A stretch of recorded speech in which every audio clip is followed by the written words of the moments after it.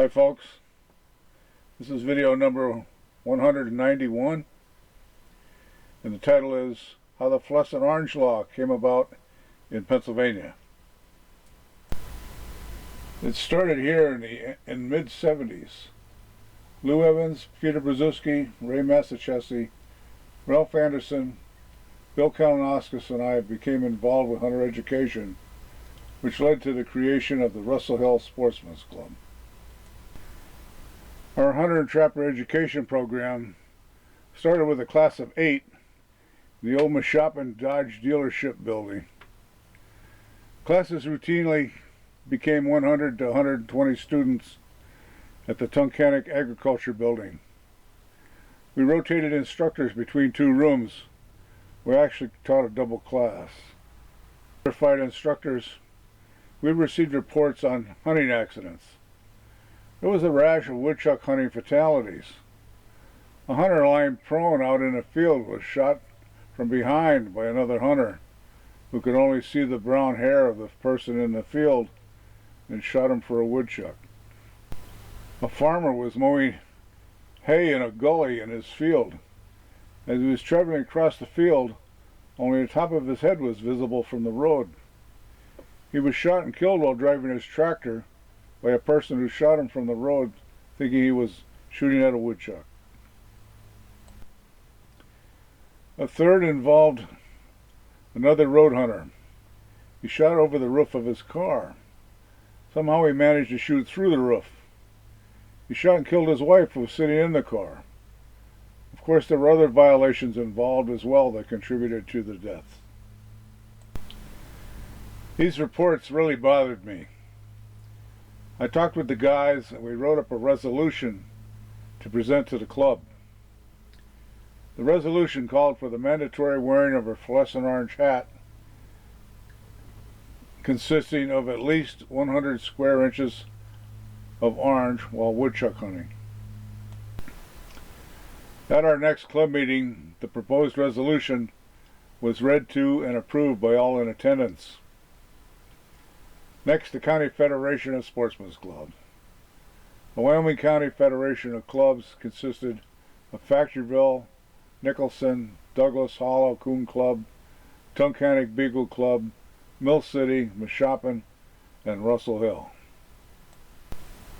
Our friend Ralph Anderson was not only a member of our club, but the Tunkhannock postmaster and president of the Wyoming County Federation of Sportsmen's Club.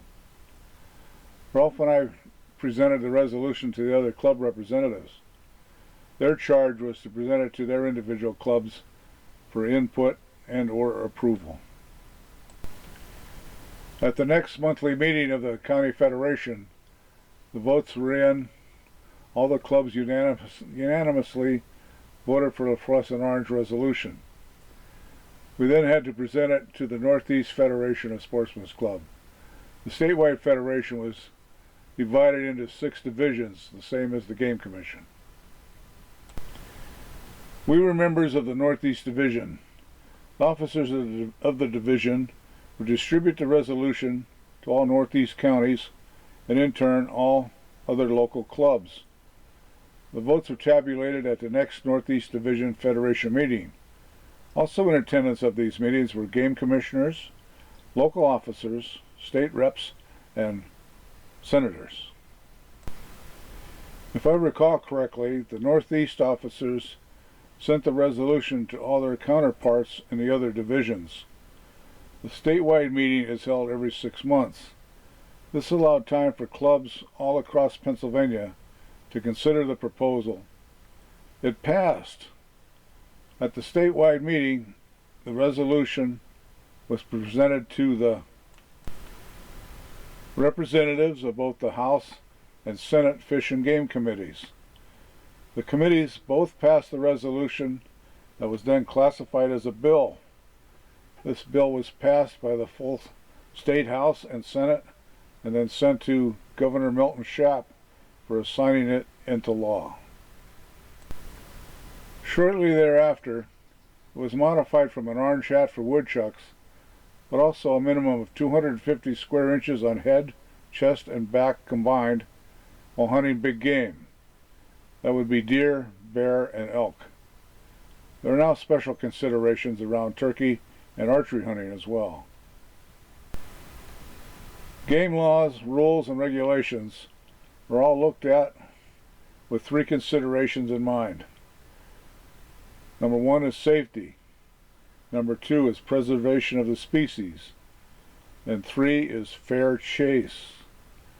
Flourescent orange is a safety law. Seasons and bag limits preserve the species. Punt guns are illegal for ducks. It's an example of fair chase. That is how an idea can become a law. For those of you who are wondering what the heck is a punt gun, there's a picture here. It shows a 4-gauge punt gun. Now that's the largest bore I have ever read about.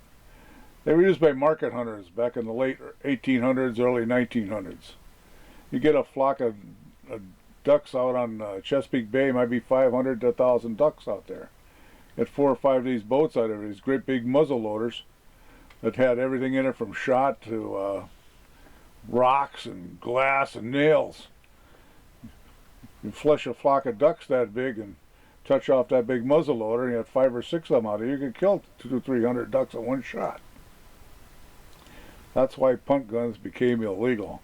They were decimating the wild waterfowl populations.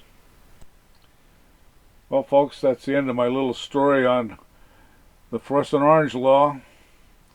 And as usual, I wish everyone all the best.